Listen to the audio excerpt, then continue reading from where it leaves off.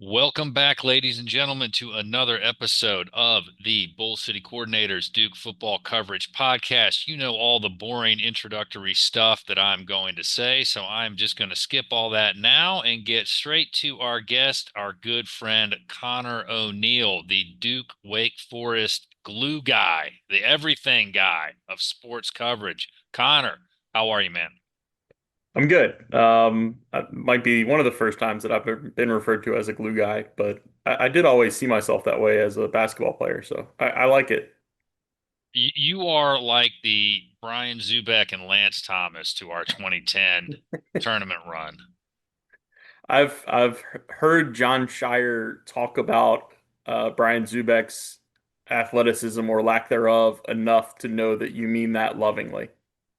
Hey, there's a guy. So, full disclosure, the neighborhood I live in, I don't remember the type of dog, but this I was on a walk, dog had gotten out, and I'd gotten the dog. Owner comes down. I said, "I got your dog, man." And he said, "Oh, thank you, thank you." I said, "What's your dog's name?" And he says, Zubek. And he said, "Now let me." I said, "No, I get it. I get it. I know Yeah. why you named him that." So it's definitely a compliment. Definitely a compliment.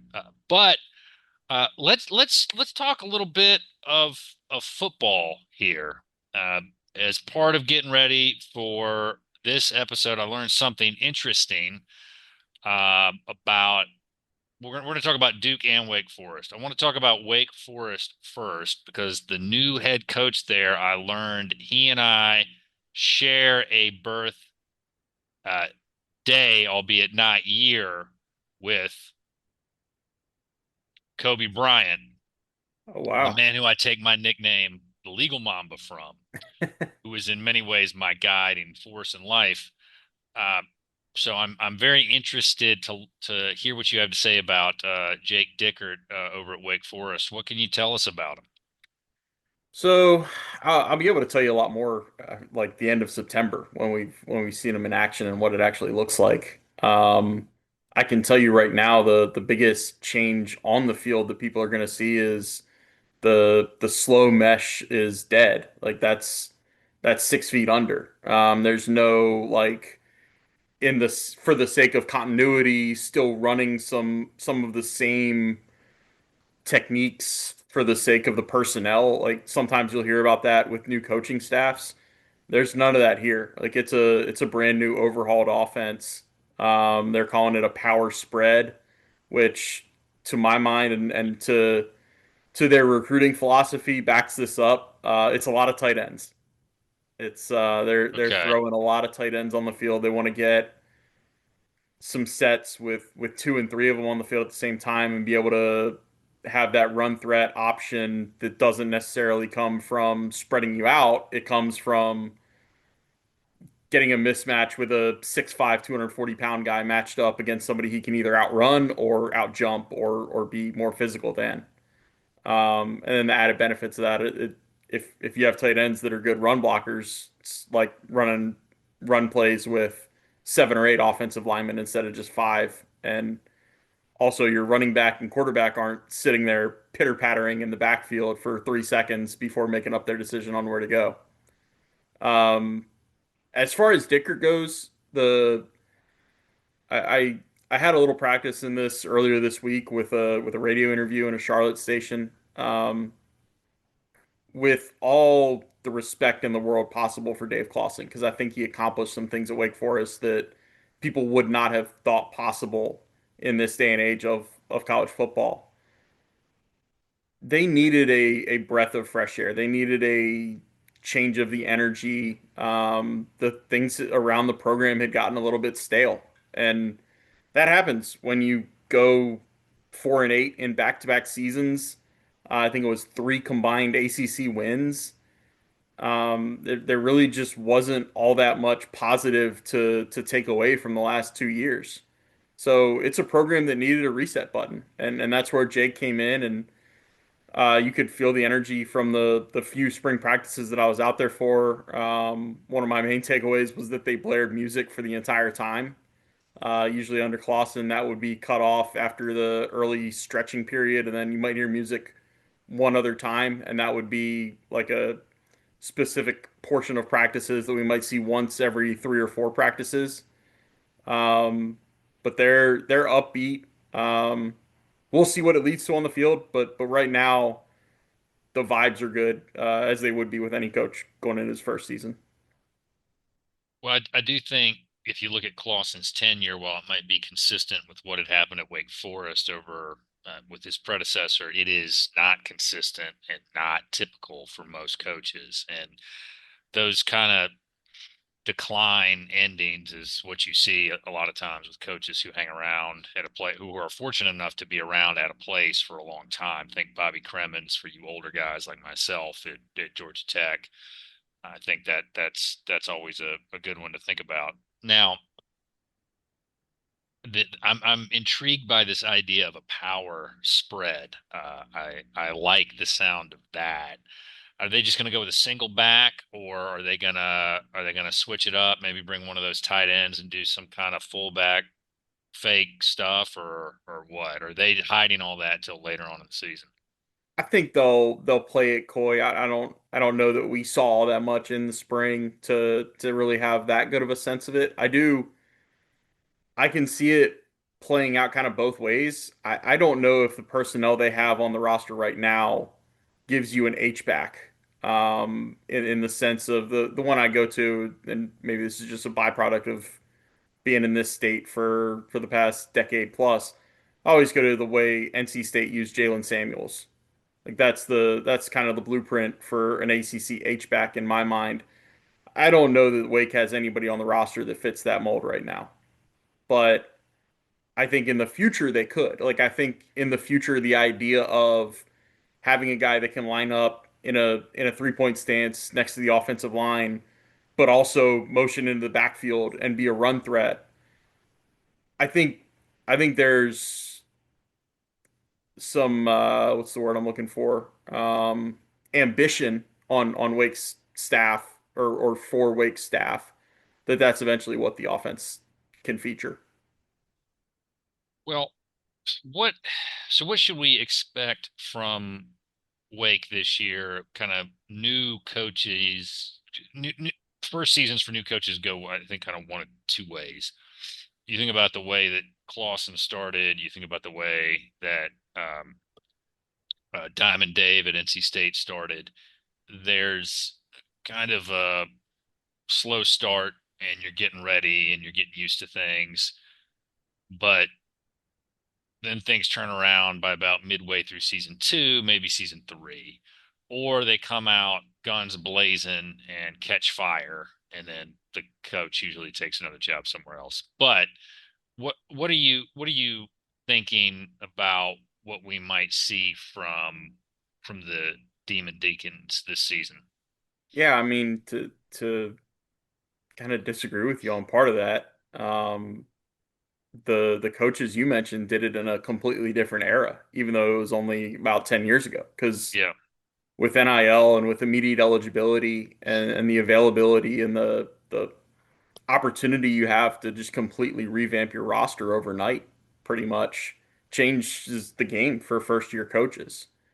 Um, Kirk Signetti won what 10 or 11 games at Indiana last year, and that, like, I don't know that I do know. I am pretty sure Wake Forest is not winning 11 games and going to the CFP.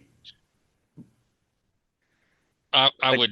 Yeah, I would agree. And that's part of what I wanted to get at with you, is looking at their schedule now. I think it's a schedule that sets up favorably for a first year coach who, I mean, their first four games are at home. yeah. I mean, look, it is a schedule set up the way Dave Clawson wants to set up schedules, because these football schedules are set 7 to 10 years in advance with the non-conferences. Um, Hmm. I think I did the rundown. One program is an FCS team. One program is transitioning FCS to FBS, and is through year one and going to be in year two of that 2 year transition. And then another program is a just recently transitioned out of FCS. Like they completed the 2 year transition. That's Delaware. Yeah. Yeah. And then Kennesaw State is the one that's halfway through.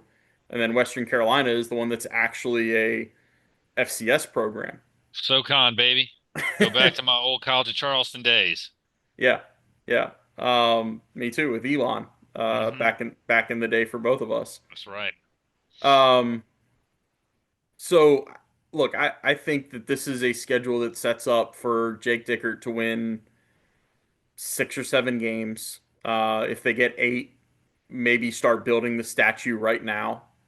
But you just win 6 or 7, you go to one of those bowl games that, you know, depending on what your expectations were going into the season, you're either happy to be in or disappointed to be in. And I think in Wake's case, they'd be happy to be in a bowl game given the 4-8s the last 2 years. Hmm. Um, and that sets you up for the future. Like that's some positive momentum. That is some tangible results that you can sell in recruiting. Um, and I think you build from there. It again, like this is gonna sound more disrespectful than I mean it, but it's Wake Forest football. It's not Notre Dame where you're expected to compete for championships every season. Um, to an extent, it's not even NC State or North Carolina, even though Wake Forest has an ACC championship more recently than both of those teams. Both of those teams want to pour more resources into football than Wake does. I think it's fair to say that, or at least they have more resources to pour into football than Wake does. So 6 or 7 wins, get to your, December 27th bowl game or whatever it would wind up being, and build for the future from there. So there are a couple of things that you raised that I do want to follow up with you on, which we will get to momentarily. But first, I want to run through the schedule with you for Wake. So the audience knows what we're talking about. You've got Kennesaw State, followed by Western Carolina, which can surprise some people on a chance. NC State. Then you've got NC State, and I don't know what to really expect from that team this season. I'm not. I am not trying to in any way criticize Coach Roper, but I felt like the hiring from inside the staff of Roper to be the offensive coordinator was a sign that the support for Diamond Dave is running out. And so that could be a team that they're just there to get their paychecks and not really much else. Georgia Tech, that should be a good team.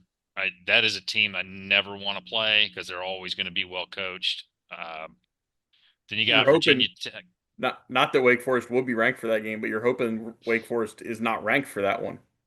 What are they like 6-4 against ranked teams under Brent Pry? Not Brent Pry, Brent Key. Brent Key. Yeah, that's right. And then you've got Virginia Tech, which I'm There's Brent Pry. adopting is my number 2 team in the ACC since I'm close by. So Blacksburg Chris is indoctrinating me into the Hokies. Then you got a big road trip, Oregon State. Let's see, our old buddy, right, Malik. Yeah, they can't escape Malik Murphy through the touchdown that ended their season at 4-8 last year.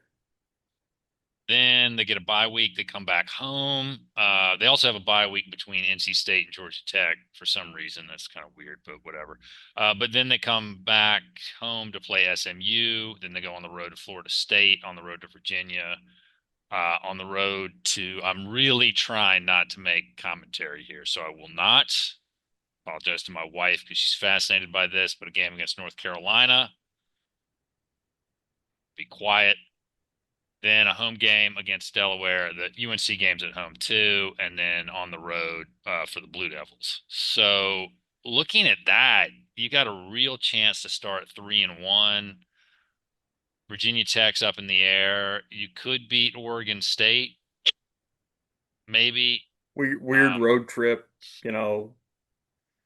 There will be a little bit of a weird storyline there because Jake Dickert had some interesting comments last year when people tried to get him to commit to saying that Washington State and Oregon State should be partners and should want the best for each other, given the unraveling of the Pac-12 and where it left the two of them. And Jake kind of said no, that he doesn't see it that way. Like he wants them to be rivals and he wants to beat them by whatever. So we'll do some fun circling back that week. Yeah, and I'm just kind of looking at the win-loss record. Kennesaw, Western Carolina, NC State. You could easily start 3-0. I think Georgia Tech's a loss, 3-1, but you could beat Virginia Tech. Um, Probably split Virginia Tech and Oregon State. So you're talking about what's that, 4-2? Put them at 4-2. Yeah, then lose to SMU 4-3. You could beat FSU. I don't know what to expect of that FSU team. I don't really expect them to be down for a second year in a row. I don't disagree with you, but I'm just saying I would not have expected what we got last year. Right. Um, and it is a year-to-year proposition. So let's just say what that puts them at, what, 4-4, right? They lose Something like if that. they lose to Florida State 4-4. Yeah, but then I think they could win the next three easy: Virginia, North Carolina, and Delaware. No knock on North Carolina, but that I'll talk a little bit more about my thoughts on North Carolina when we get into Duke. But they could be seven. I think Duke beats them. But they could easily steal another win and get to 8-4 with that schedule. Yeah. I mean, you say easily get to 8-4 with that schedule. I kind of thinking the other way, and you know, this is a cobbled together roster that might only get to 4 or 5 wins. If some things go poorly, if the offense is going to focus around Damon Claiborne. He was the not the only key piece that Jake kept from entering the transfer portal, but certainly the most important one, especially when looking at what their offense is and what we think the strength of their offense is when you talk about running the ball. So what goes along with that is a running back who had 250 plus touches last year in 12 games. If you're looking at the same proposition, if you're going to give him a bunch of touches this year, you need to you need to do your best to keep him healthy. So you have him for all 12 instead of having him for 6 or 7 and then missing him for the rest of the season. Right. Right. Yeah. I mean, I wish that was Duke's schedule. Um, Yeah. I, I'm not going to lie to you, and we can talk a little bit more about that. But before we get into that, I have to ask you about this, okay? Because this is really important, and I need to go over this with you. You mentioned a couple of things, which reminded me of the Ovius and Giglio podcast. Did like the biggest losses in triangle sports over the last 25 years. I think they got some of them right, but I wanted to get your thoughts on these for Duke football because there were no Duke football games on there, which I had a couple of thoughts. One, you could just say Duke football 2000 to 2011, just that whole period of time, Yeah. right? Yeah. And then as I was trying to narrow it down to some that I think would be obvious and meet the criteria, jump pass, right? That Yep. one. Um, you could put the 2012 bowl game on there, but the way they defined it, I think they got over that next year and it didn't destroy anything, that loss. Yeah. But you have to put the octolateral on there. Um, you have got to put the octolateral because if that had happened to another Carolina or another triangle team, we'd still be talking about it all the time. And it ruined the rest of that season. I mean, it just killed it. Yeah. And and Were they 6-1 or 7-1 and ranked in that game? Yeah, they were highly ranked. They were on a roll. They just beat Virginia Tech, if memory serves, in that double overtime. I think thriller with Thomas Sirk, and you guys have, I'm sure, listened to all the podcasts episodes where we've had guys on there. I mean, that tanked that season. Yeah. And the Joe Ajibi, the John Latina, the AJ Wolf interviews, go listen to those. They had some good stuff to say. But the one though that I think kind of comes out of maybe the maybe a little bit off the radar that we might not think of, okay, as far as what game would be in the biggest triangle losses. Okay, I think what you have to do is go back to 2023 Duke against Notre Dame. Yeah. Duke comes into that game. You have game day there. They're ranked what, 17th in the country. It's not a great offensive performance, but they start coming around in the second half, and then the botched defensive setup on 4th and 16 against 85th year eligible Sam Hartman, who has seen everything and then some. Right, you give him a chance to throw for some dumb, inexplicable reason, and what does he do? He doesn't throw, but he takes advantage of it. And the guys, I thought, maybe misread where the marker was, and they gave him too much room. And then that sets up the Riley Leonard injury that then leads to the Thielen injury on that just beautiful touchdown to Calhoun. And then you're down to your third string quarterback and just kills the rest of the season. So I think if you were going to put Duke football on there, those would be my thoughts for the biggest losses in the last 25 years. And honestly, I might go with that Notre Dame game because I was there and it was awful. But I don't know what thoughts you've got on that. Yeah, really just you can drive yourself nuts with the hypothetical of that. If Duke gets the 4th and 16 stop, they win that. They're 5-0. They're probably top 10. If not, they're, 11, 12, or 13. And that's going into October. Like that would have ended September at 5-0. We would have been talking about, is this the best first month of a season for Duke football ever? Um, what they had to do to go through it too, with the Monday night against Clemson and then rallying back to play 5 days after that, and then play, if I'm not mistaken, they wound up beating a decent Northwestern team, like out physical Northwestern and turned it into a 38-14 rout, and it wasn't even that close. I mean that team had a lot of potential, and a lot of that road with Riley Leonard having healthy feet.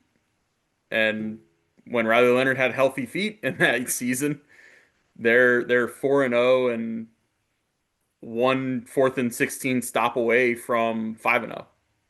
So And then they beat NC State. They get 6-0, and they may have been able to beat Florida State or at least have it closer. But I would have liked to have seen that Louisville game in a different mindset. Uh, and then, you never know. But that one, I mean, are there any other games that come to mind that you would throw in there for the biggest Duke football losses of the last 25 years? trying to rack my brain. Um,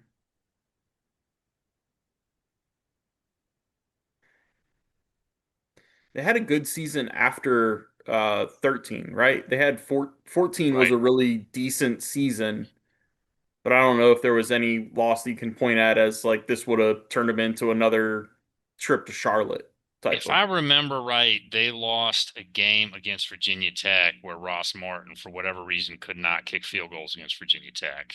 And I think he missed two and they lost by a point. Yeah. But That's the that only one. kind of the exercise here is the biggest loss. And if we talk so much about Notre Dame 2 years ago, and we talk about uh, the octolateral game, um, I think those two stand head and shoulders above others. I mean, Jump I past don't those. even know about like how you wrap up the first decade of it. I mean, you had at least one FCS loss, right? I think two, maybe. Okay. Yeah, I know they lost to Richmond one year. Yeah. Yeah. Um, yeah, I mean, it says, Mistakes were made. yeah, it says a lot about, you think 25 years, you think 2000 was a long time ago, but 25 years is almost just like a snapshot of Duke football. And for most of or for the majority of the last 25 years, Duke has been competitive in football, which which is saying a lot about the consistency of the last like 13 to 14 years. Right. And, you know, the Clemson one is just kind of a what if. What remember in 2018, Duke was up 6-0 at the end of one, but you Oh, know, they weren't beating that Clemson team. I know. But, Yeah. the injuries hit. All right, but the second thing I want to talk to you about, um, because we were talking about where we went to school. My son is going into his junior year of high school, and he's starting to look at colleges. Yeah, that's the Okay. big colleges year. All right, and this is what I need advice from people on. He's mentioned something about potentially engineering, and a lot of people here in Virginia are going to Alabama for their engineering program. Okay. And clearly, I think the right choice. Nothing but love for my Blue Devils. But if my son goes to Alabama, we're turning into a Bama household, right? That's fair. I mean, it's not like they're in the same conference, so can't you get one of those house divided license I, plates? I don't I don't know, man. Don't you think I should just ditch everything and go full in on the Bama SEC stuff at that point? I don't think you can do that unless you're from Bama. You can't be Bama unless you're in Bama. You can be a transplant Bama, but you can't be full blown like big A's on the side of your house Bama without living in the state. Okay, all right. We'll consider that. We'll have to get some feedback here. I mean, my wife and I both have kind of said if he ends up going to Bama that we're gonna purchase some Bama gear. Yeah, that's I got no problem with that. My dad has Elon stuff. I just I don't know if you can say that you're full on Bama and cast aside any other allegiances.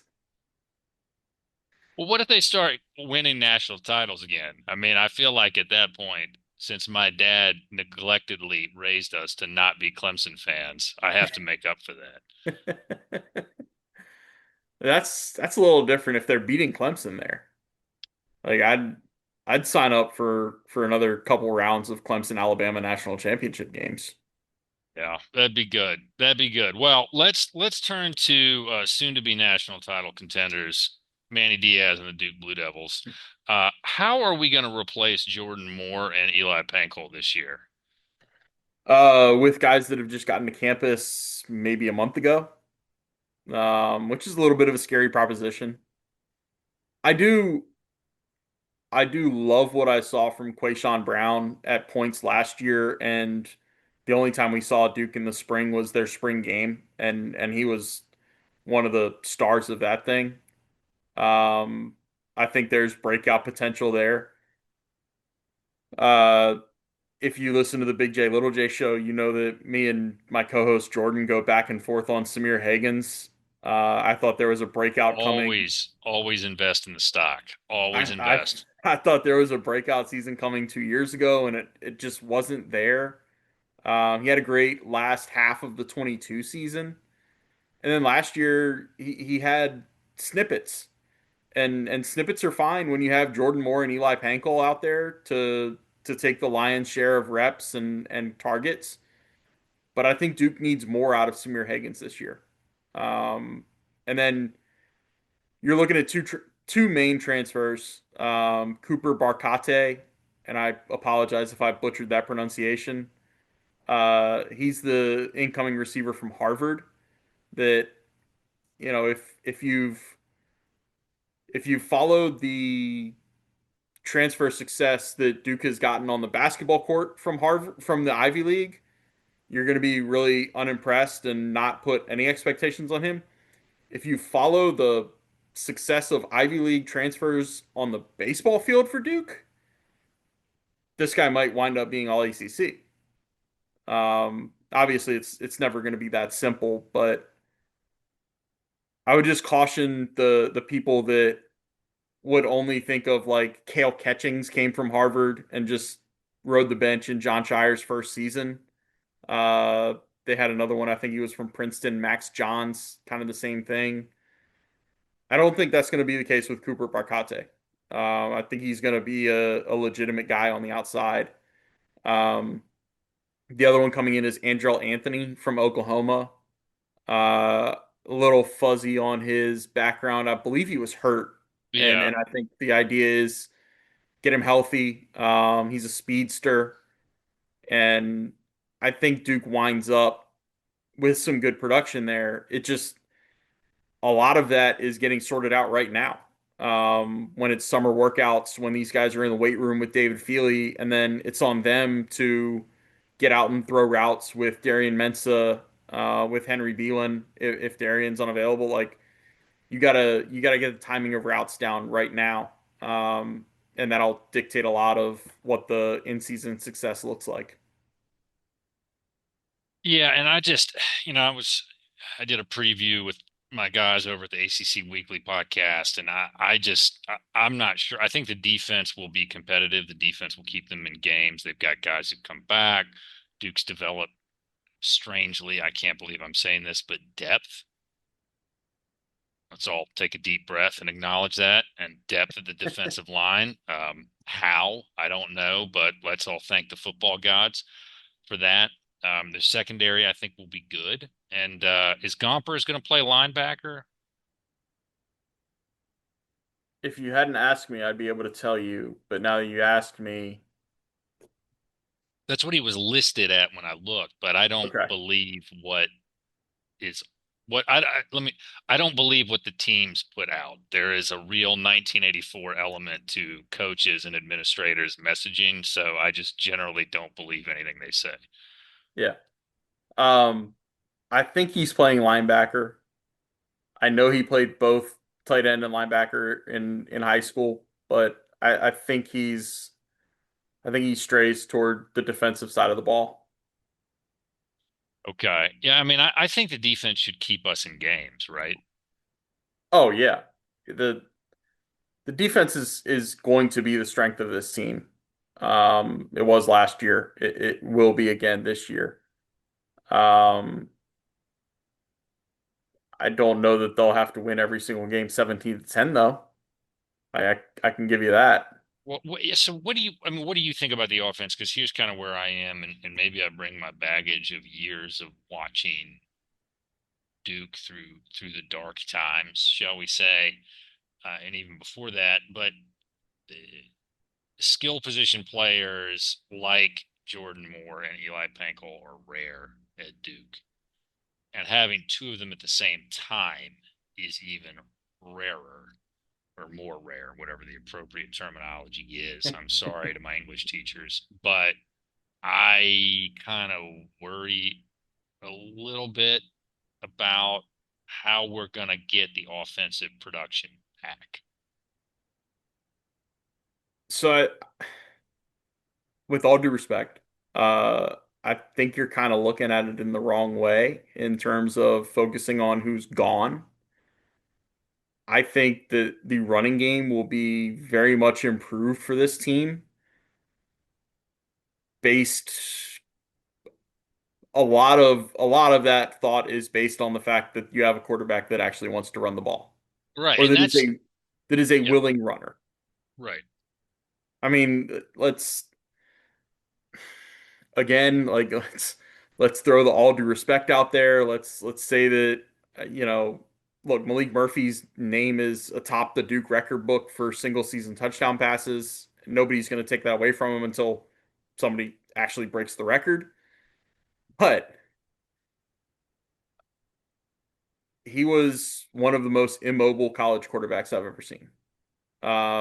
He wanted to sit in the pocket and throw. He until the last 4 or 5 games of the year was not even didn't even seem willing to relocate and throw. Like he wanted to throw everything from the pocket. And that's really tough to do when you have a college offensive line and you're like that's just not a recipe for success in college football. I don't even know that it's much of a recipe for success in pro football anymore. When you look at who the quarterbacks are in the NFL and the ones that are leaving the NFL. Um, think about how many different places on the field Patrick Mahomes, Josh Allen, Lamar Jackson, Jaden Daniels, all those guys throw from. Like and their strengths of throwing on the run and from different arm slots. Um, I think Darian Mensah is a lot more versatile in what he can do as a quarterback. And I think that's going to open things up. I think between Jaquez Moore and Peyton Jones, there's a solid 1-2 punch of running backs that can both become explosive runners. Um, One of them or both of them will have to step up and be the receiver out of the backfield that Star Thomas was. There's no doubt about that. But I think I think some of the changes, while daunting to replace the production of Moore and Pankel, I think what Duke is bringing in offensively will open up the possibilities to, I don't want to say be that much better than last year's offensive output, but be more efficient, more balanced, and more balanced leads to more points. Well, right, and what you said about Mensa is what I talked about with on the preview episode I was on was is he going to be able to run enough that's going to open up what they want to do running the ball, what they want to do to pass the ball. I don't know the answer to that, and kind of my conclusion was we probably won't know till maybe week 4, 3, 4, something like that. Um, and so I think you and I are thinking about it in a similar fashion, although we're coming at it from different approaches. But my concern is a good quarterback can elevate you, but a good quarterback can only elevate you so far if you don't have guys at the wide receiver. Like we, okay, I'm going to get into trouble here, so I'm going to try to say this nicely. You remember this guy at Duke who wore number 17 and got drafted by the Giants, and he was really good as a quarterback, Sure. but a lot of his receivers had lead hands and dropped most everything that threw to him, and they were short guys, and he had tiny windows to throw to. So my only point is I'm not knocking the receivers here. I just don't know, are they going to what I don't know is how capable are they going to be to allow Mensa to do the stuff that we think he's capable of doing, and how long is it going to take for us to know that? Because, like you said, they're figuring this out right now because it's a Yeah. year-to-year proposition, right? Yeah. That's kind of where I think it might not be, you might not get this answer from a staff member right now, but I think it is to Duke's benefit that they jump into the deep end of the pool with the way their schedule looks, as opposed to having, say, what you said, that you wish Duke had Wake's schedule. Like, I think it actually benefits Duke to have the schedule they have to where they jump in. You're gonna have to help me out because I don't have their schedule pulled up right now. All right, I've But got it. We'll go through it. So we've got I know it's your Elon in the boys. opener. Yeah, you got your boys at Elon. Then we got Illinois. Yeah. Uh, that Elon game is a Thursday night game, which, bro, come on, I cannot make those. Is It's it a Thursday or Friday? I know one of these one of my teams opens on Thursday, one of them opens on Friday. I think it's just going to be like that for all eternity of the ACC, which might be like 5 years at this point. But uh, all I know is by the time I it's get a to Saturday, Thursday. okay, it's a Thursday, then Wake plays on a Friday. Okay. And that Thursday is the same day as I think NC State's game. Yeah, who cares The about that weekend. one? But so you got Elon, Illinois. I think you're looking at 1-1 there, right? We would probably agree as of right now. Illinois is the favorite. Um, you're shaking your head like Duke may have some surprises. I don't know. I mean, Duke's home, right? Right. I'm loving it. I'm loving what you're throwing out there. I just so we're clear. Okay. Then you've got a night game against Tulane. That'll be interesting. I think That'll be Duke probably wins feisty. that one. Yeah. At Tulane too. Yeah. Then coming home for NC State, I like the Blue Devils in that one. Then this is a real tough schedule. This is the scheduling gods being fickle. Going on the road against Syracuse, and I don't know what Syracuse is going to be this year, but that is a weird place to play. Yes. And Absolutely. crazy things happen there, and it's not necessarily a place I would want to play Syracuse. Then you got to follow that up by going on the road to Cal Berkeley and play the Calgorithm, the Bears. That could be a loss for Duke. I mean, that's a tough Yeah. flight schedule. Then you're coming back and you're playing, you get a bye week, but you play Georgia Tech after a bye at home, which is like, again, gut punch after gut punch, followed up by, and this, all right, you got to give me This my is the opinion on worst. this. This is the worst bye schedule that you could come up with, is Right, having one game in a 3 week span. right. You've got another bye. Then you've got Clemson, which guess who got offered tickets to go see that game and had to turn them down because his brother-in-law is getting married that day. Oh, I'm sorry. Have you been to Clemson before, Ben? I grew up there. Yeah. Oh yeah, okay, okay. Yeah. I'd feel worse if like it had been a bucket list thing for you and you wanted to go and see Duke down there. Not that I don't feel bad. Like I feel bad. No, a Schedule, buddy of schedule. mine, we had our high school reunion this year, our 25th, and a buddy of mine texts me and he says, "Hey man, good seeing you at the reunion. By the way, I think I'm gonna have extra tickets to that game. Do you want to come?" And I said, "Let me check." So I look at my calendar and I go to my wife and I said, "Now, do I have to be there?" And I was told yes. Yeah, yeah. Anyway, all right. So then you've got UConn, Virginia, North Carolina, and Wake Forest. Um, that is a weird 4 game stretch with 2 buys. I mean, that's bizarre, but that's the make or break point for the season, I think, right? The Georgia Tech game and the Clemson game that follows are the last four. No, just the four: Syracuse, Cal, Georgia Tech, and Clemson. Yeah, yeah, pretty much. I mean, you figure in the pecking order of the ACC, it'll be Clemson at the top. It'll be SMU up there again. It'll be Miami again. Uh, do you think there's a break there from three to the rest? Well, we're leaving out Frank Reich's Stanford Cardinal. I mean, what are we? Yeah, that's intentional. Um, Louisville might be up there, might not. I They're going to be maybe that is a very well coached football team. yes. That is one of those old school. We may not be the most talented every year, but we're going to be damn hard to beat. All right, so if we throw those four up there in the top tier of the ACC, then I think you're looking at the next tier as Georgia Duke, Tech, Georgia Tech. Um, I know Virginia Tech wants to be in there. I have reservations about a coach who's 1-12 in one score games. that's Um, wild. Florida State wants to get back into the top, but they've got to enter the that second tier first after last Hmm. season's debacle.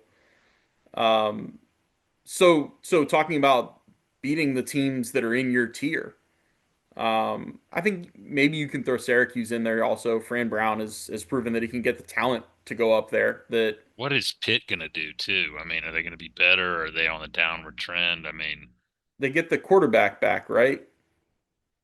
I, The guy that transferred from Bama.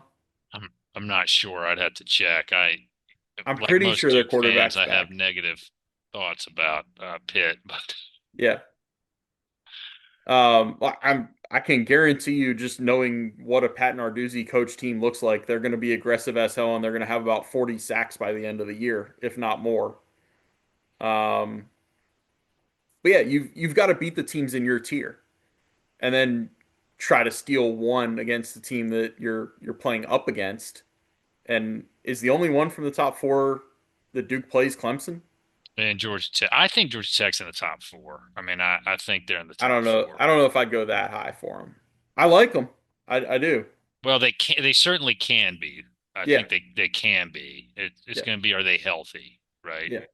Uh, and they're well coached, but their schedule is Colorado, Gardner Webb, Clemson, Temple, Wake, Virginia Tech, Duke, Syracuse, NC State, BC, Pitt, Georgia, which we haven't even talked about BC.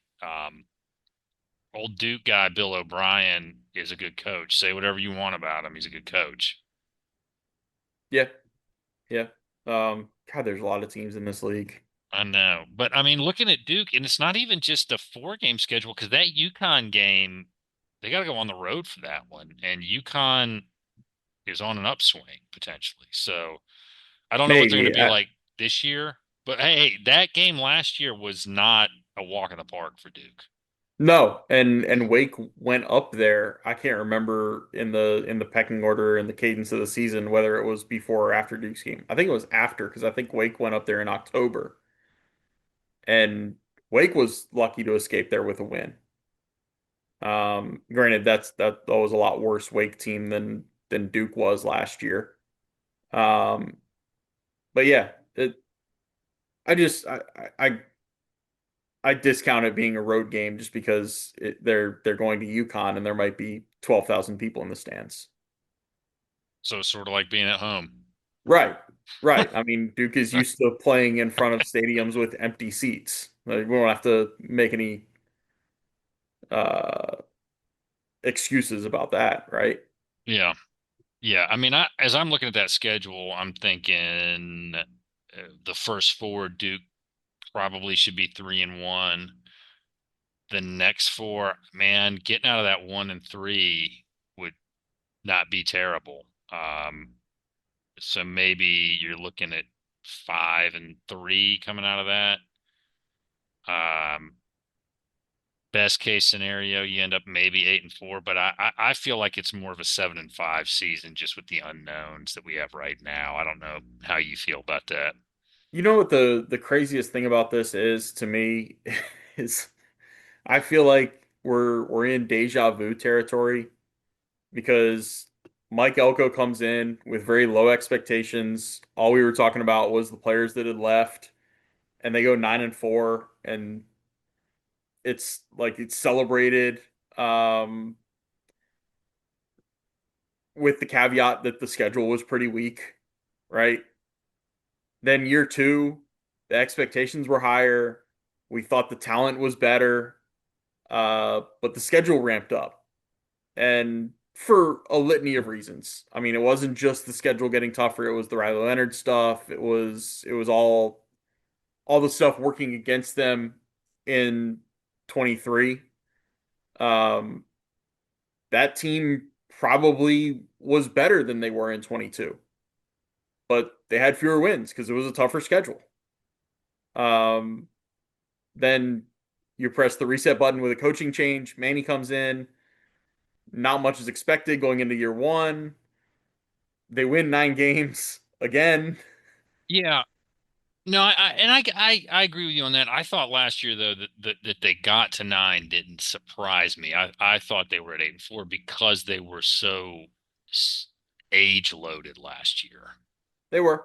which historically for Duke is when they have their best teams. This year though, we're not quite as age loaded, and we're breaking in a new quarterback and we're breaking in new skill position guys, and that's the part that gives me pause. I think though that Diaz's defensive system will reduce. And I think that they've got the guys that they need to be competitive and in games defensively. As we're sitting here today on June 26th at 8:49 p.m., I, it's hard for me to get a good vibe. I don't have a bad vibe, but a good sense or feel for how the offense will perform. Yeah, I mean, I don't know. I think they'll be good. I think they'll be balanced. I think they'll be able to run the ball better than last year. Maybe that comes at the expense of Darian Mensah not throwing 26 touchdowns like Malik Murphy did last year. But if he throws 20 and runs for 10, he has more combined touchdowns than Malik Murphy did last year. So I wind up being pretty high on where this offense can be because you have four returning starters. They're high on the kid from South Dakota they're bringing in because of the Micah Sahakian injury. Um, Now, the equation changes a little bit if they lose an offensive lineman because I think there is a pretty big gap um, between the five guys who are projected starters and then the rest of the offensive line. But until there's an injury, we don't need to panic about that yet. Um, and shit, I mean, we were really concerned just keep bringing up this Notre Dame game from 2 years ago. Remember being really concerned that Graham Barton was out for that game, Yeah, and some guy named Brian Parker was going to be starting in his place who had very little experience. Well, Brian Parker is going into this season as a potential like first 3 round NFL pick type of player. So who's to say that somebody like Caleb Doris or Reagan McCraney, if called upon this year, couldn't also be that type of player? it's really hard to believe that we're talking about draft pick guys in depth for the Blue Devils in the same sentence. I mean but that's what comes with. I know this is going to be unpopular with Duke fans, but that's what comes with the job that Mike Elko did for 2 years. The player development that goes into it, not only with what Mike Elko did, but really what David Feely has done for 4 years. Because that's Right. the snapshot, especially when you're talking about building the big guys on the offensive line. What Well, him and his staff have done. and the recruiting that Cutcliffe's staff did, although they were not utilizing the talent, but Right. the talent level has increased since '08, since Cutcliffe got there. Yeah. And And we're seeing it develop finally. you know what's crazy about this all is I think we like I did a story that's out today on Devils Illustrated about the 5 most irreplaceable players on this Duke team. Uh, not thinking of not including quarterbacks because that just seems like the easiest thing in the world to list the quarterback first. I had Chandler Rivers at number one. Oh yeah. I mean, he's a preseason All-American type of player. He's a ball hawk. Um, you have such an advantage if you're calling a defense and you can leave one corner in single coverage on one side of the field and not worry about it. He was recruited by David Cutcliffe and his staff, and then signed with Mike Elko and stuck through the change to Manny Diaz. Um, You got him, you got Terry Moore, you got Trey Freeman. yeah, I mean, there's some guys, Vince Vincent Anthony Jr. and Wesley Williams are both in that right? same kind of age range. Those fourth year guys that were part of the recruiting class that after they had signed or before it would have been before the December signing date, David Cutcliffe resigned, Mike Elko was hired. They stuck with Duke through the change. Those guys have been through an awful lot, and a lot of them are going to be playing their final seasons in college this year. Yeah, it's going to be very interesting to see how that plays out and how this team does. It's just the only thing that makes me a little less optimistic, although I think Diaz is doing all the right things and I have trust in him, the thing that makes me temper my expectations is you just don't know because you haven't seen it. And it's different from the football where I grew up with, where you at least knew what the backup was who'd be taking over because he'd been there for some period of time, right? And I think though by week 4 we'll have a really good idea, if not by week 3. Um, Duke could have a bad game against Illinois, but I don't think that's the end of the world if No. that happens. But by week 4, they come out of that 3-1. They have their first conference game. They've played 2 P4, I guess we are sort of, or maybe getting close to a P2 almost. Uh, Yeah, but baseball's still the only one with a P2, but we are, I agree, we're hurtling toward the needing to differentiate two of the P4s from the other two P4s. exactly, exactly. But I think by week 4 we'll have a real good expectation of what this team can do, and then we'll have a better idea. But I mean, I'm sorry, but going to Syracuse, going to Berkeley, then coming home, then going to Clemson, then going to UConn. That's not easy. But let's close this out. 2 things, well, one thing, and then I'll give you an open mic. What's going on in North Carolina? What's going on with the Tar Heels? What Oh my gosh. I mean, let me tell you why I ask. This a lot of what he's done, bringing in all his close guys, bringing in his son, bringing in The Jordan situation, I don't really want to talk about that because I think there is a creepy element always of men talking about that that's unsettling. And so I don't want to get into that.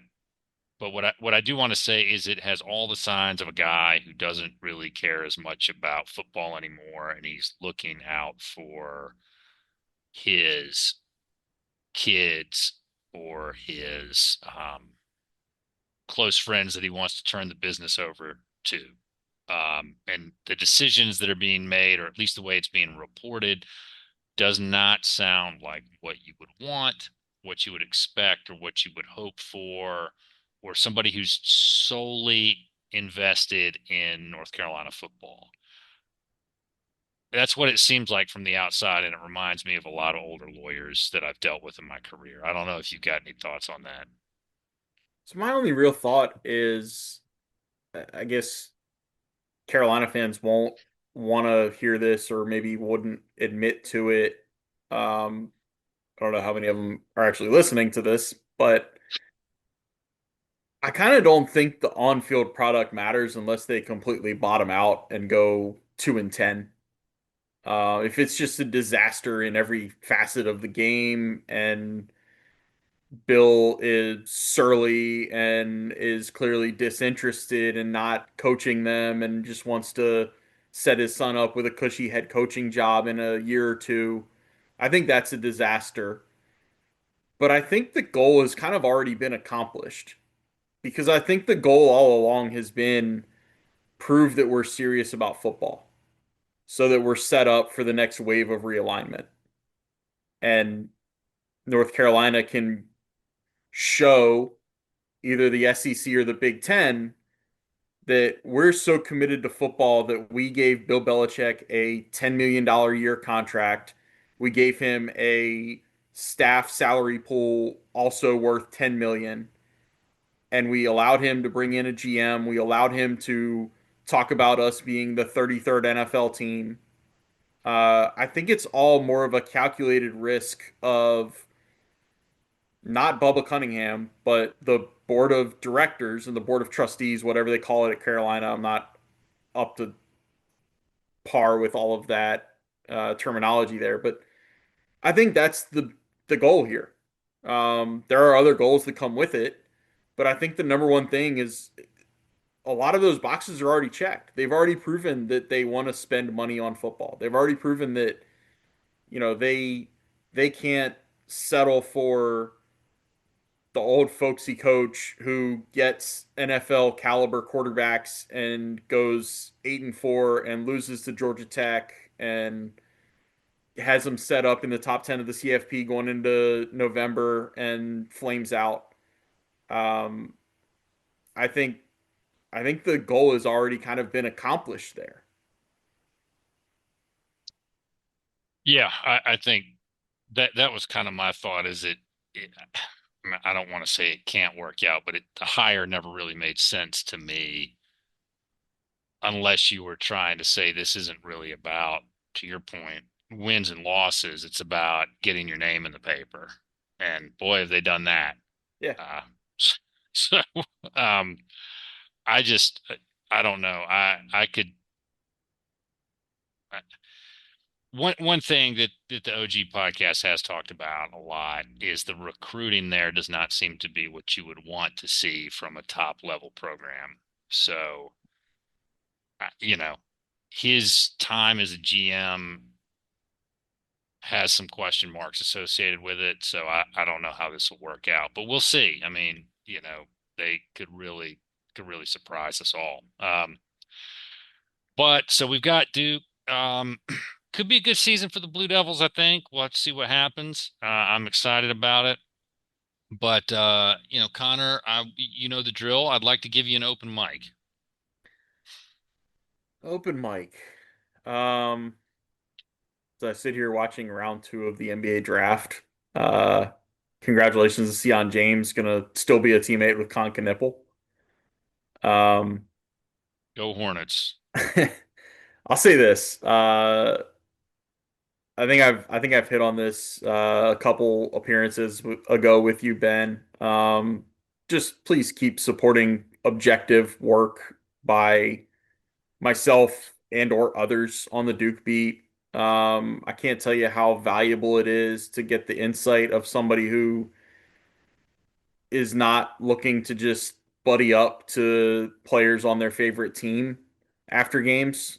Um, that means sometimes writing things that might be a little painful to read.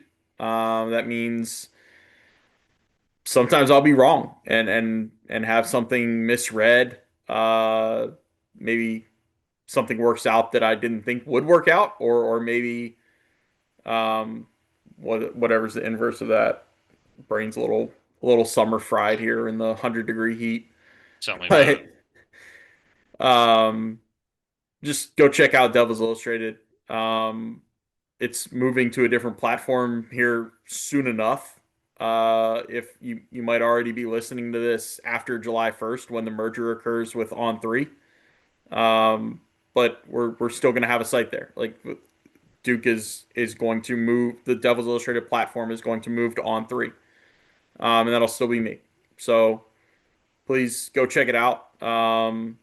Support and value objective work, and I'll keep plugging away. Well, I would commend everybody doing that. I do it. I've subscribed, so it's getting close to football season, so I've got to hop back on it and keep checking it out. Um, what while we're on this, maybe Proctor will get drafted while we are talking, but it's not looking so great for Tyrese. No, I mean he'll get a shot. It's at this point a matter of whether he's a draft pick or signs as a free agent. Um, I think it benefits him that he is the type of defender that he is. I don't know if he showed enough to convince the NBA that he can be a point guard. So that's the thing where everybody wants to talk about can you be a facilitator? Can you be a can we put the ball in your hands and run a pick and roll and you be an efficient scorer or an efficient distributor? And remember Duke's his best season at Duke was this past year when Duke moved him off the ball. When Sion was more the facilitator, and even Khan and Cooper were more, you know, take the ball up the court, facilitate, distribute. Like Tyrese was pretty much a spot shooter on this team, so that hurts him a little bit in this process, I think. Yeah, and the inconsistent shooting at times and the free throws at the end of the season. That I don't know, but I hope it works out for him. And I may have to. I can't. I don't know if I have enough intestinal fortitude to root for the Hornets. Uh, I mean, I really think that the sports gods just hate Charlotte. Just hate Charlotte. They had Cam Newton for 12 years, man. I know that's true. That is, and honestly, the Panthers have been to what, two Super Bowls, Yeah. and a lot of NFC Championship games. So I don't. But boy, the poor frickin' Hornets. I mean, gee whiz, they're not even redheaded stepchildren. I don't know. It's whatever's below that, right? What will be a redhead? What will be below redheaded stepchild? Would it still have to be a redhead? I don't know. That's what I can't. It's whatever it is. The kid that you kept locked in the closet like that Halloween episode of The Simpsons, where it turned out Bart was the evil twin. That must be what it is, Hugo. But my God, just ugh, terrible, terrible. I find myself rooting for him just because Jordan's rubbing off on me a little bit, and because they have different ownership with Michael Jordan out of there. So I'm still scarred from what he did to the Wizards when I was growing up.